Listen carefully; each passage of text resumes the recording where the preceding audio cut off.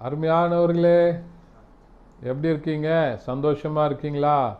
நிச்சயமாகவே நீங்கள் சந்தோஷமாக, மகிழ்ச்சியாக, ஆசீர்வாதமாக இருக்க வேண்டும் என்று சொல்லி ஆண்டவருக்குள்ளே உங்களை வாழ்த்துகின்றேன். ஆண்டவர் உங்களை ஆசீர்வதித்து வழி நடத்துவாராக.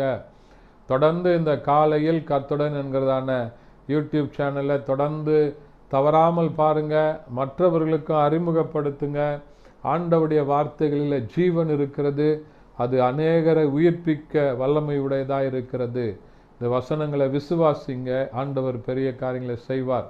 இந்த நாளின் தியானத்திற்கு என்று சொல்லி நாம் தெரிந்து கொள்ளப்பட்ட வேத பகுதி ஆதியாகமம் புத்தகம் 49ஆம் அதிகாரம் அதனுடைய 22வது வசனம் இப்படியா சொல்கிறது: யோசேப்பு கனிதரும் கொடி, அவன் நீர் ஊற்று அண்டையில் உள்ள கனிதரும் செடி, அதன் கொடிகள் சுவரின் படரும் என்று சொல்லுகிற அருமையான வார்த்தைகளை பார்க்கிறோம்.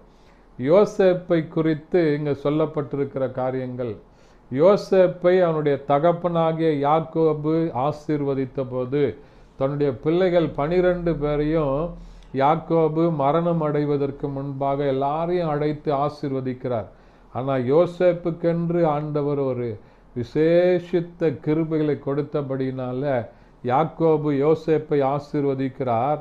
அதை தான் சொல்லப்பட்டிருக்கிறது, யோசேப்பு கனி தரும் செடி, அவன் நீர் ஊற்று அண்டையில் இருக்கிற கனி தரும் செடியை போல இருக்கிறான் அப்படின்னு சொல்லி. 12 பிள்ளைகள் இருந்தாங்க யாக்கோபிற்கு. அதில் விசேஷித்தமானவன் யாருன்னா யோசேப்பு. ஏனென்று சொன்னால் யோசேப்பிற்கு கர்த்தர் ஆண்டவர் கிருபைகளை கொடுத்தார். சின்ன வயதிலே, அவருடைய டீனேஜிலே தன்னுடைய வாழ்க்கையை ஆண்டவருக்கென்று கொடுத்து ஆண்டவருக்காக சாட்சியாக வாழ்ந்த ஒரு மகன் தான் யோசேப்பு. அந்த யோசேப்புடைய நாட்களில் யோசேப்பிற்கு ஆண்டவர் தரிசனங்களை கொடுத்தார். அநேக போராட்டங்கள் வந்தது, பிரச்சனைகள் வந்தது, உபத்திரவங்கள் வந்தது.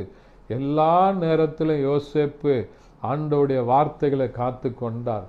ஆண்டவர் என்னை ஆசீர்வதிப்பேன் என்று சொல்லி வாக்கு கொடுத்திருக்கிறார், நிச்சயமாக என்னை ஆசீர்வதிப்பார் என்று சொல்லி ஆண்டவருக்காக யோசேப்பு காத்திருந்ததுனால யோசேப்பை கர்த்தர் அற்புதமாக ஆசீர்வதித்தார்.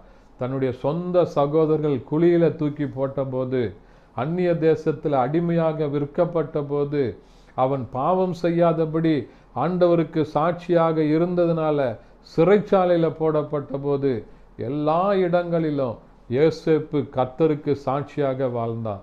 கர்த்தருக்கு சாட்சியாக வாழ்ந்ததின் மித்தமாக அந்த இஸ்ரவேல் முழு குடும்பம் மாத்திரமல்ல, யோசேப்பின் மித்தமாக ஆண்டவர் எகிப்தினுடைய வீட்டை ஆசீர்வதித்தார் என்று வசனம் சொல்லுகிறது. யோசேப்பு எங்கெல்லாம் இருந்தானோ எல்லா இடங்களிலும் ஜனங்களுக்கு கனி தருகிறவனாக இருந்தான். தன்னுடைய குடும்பத்தாருக்கு கனி தருகிறவனாக இருந்தான். இருந்த வேலை செய்த எஜமானுக்கு கனி தருகிறவனாக இருந்தான். அந்த தேசம் முழுவதற்கும் யோசேப்பு ஒரு கனி தரும் செடியாக இருந்தான் என்று சொல்லி பார்க்கிறோம்.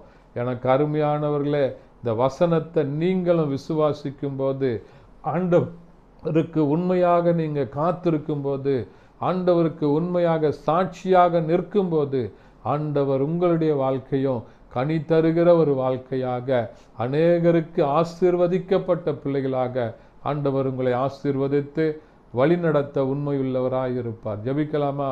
பரிசுத்த பிதாவே, உம்மை துதிக்கிறோம், உம்மை ஸ்தோத்தரிக்கிறோம், உம்முடைய நாமத்தை மையப்படுத்துகிறப்பா. இந்த வசனத்தை கேட்டுக்கொண்டிருந்த ஒவ்வொரு பிள்ளைகளையும் கர்த்தர் ஆசீர்வதிப்பீராக. இயேசுவின் நாமத்தில் பிதாவே, ஆமென். Thank you. God bless you.